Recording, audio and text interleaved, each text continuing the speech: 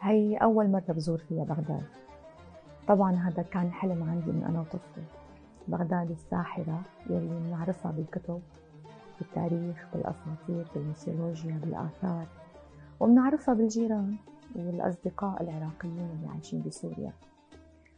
فهذا الحلم، بغداد الجميلة الساحرة الأخاذة، كان كذا مرة في فرصة أنه أنا أجي، بس للأسف كان من سوء حظي ما قدرت أجي. لزبطت هاي المرة إني أجي مكرمة بمهرجان المسرح. وقبل كم سنة كمان أخذت جائزة صادق العلي عن أول فيلم إخراج لإلي، رسائل كرز.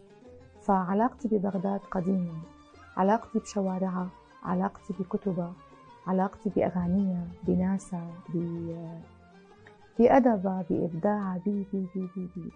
ومثل ما يعني دائما معروف ودائما بقول إنه العراق بلاد الرافدين، هي الموطن الأول، الموطن الأول للجمال، الموطن الأول للحجر، للموسيقى، للأدب، لقوافي الشعر اللي ما بتخلص حروفها.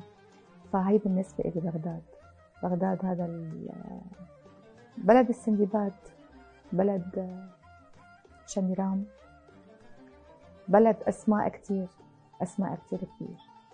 كبيرة وكتير مهمة.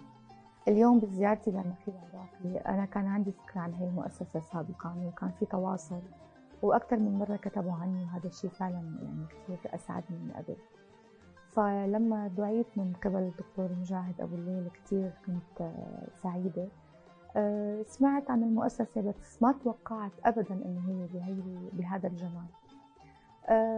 تدخل على مكان في ريحة الماضي، عبق الماضي، وفي كتير من بكرة يلي مؤسس على امبارح.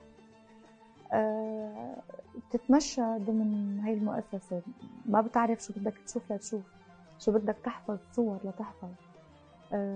ريحة البخور اللي مرافقتنا بكل مكان، الأنتيك الموجود، التراث العراقي، المكتبة، التلفزيونات القديمة، المسجلات، الجراموفون، الكاميرات القديمة، السيارات، المنحوتات، حتى كموسيقى في ركن للموسيقى وركن للعزف وركن لكل شيء انت ممكن انك تدخل تحس انه انت بحاجة نفسك. يعني انا وماشي عم بتفرج حسيت انه انا عم بستعيد شيء من حالي.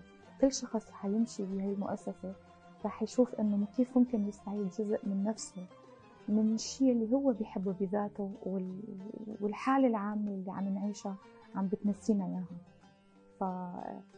فلما بتمشي بتشم ريحة النخيل وبتشوف صور نخيل العراق اللي هو يعني ضمن رموز العراق وضمن الناس العراقية اللي كل شخص فيهم فعلا هو مثل النخيل المتجذر بالأرض واللي هو عم يعانق السماء. فتحية لهي المؤسسة الجميلة، واللي ما زارها لازم يزورها لأنه شيء بيشبع الروح فعلا.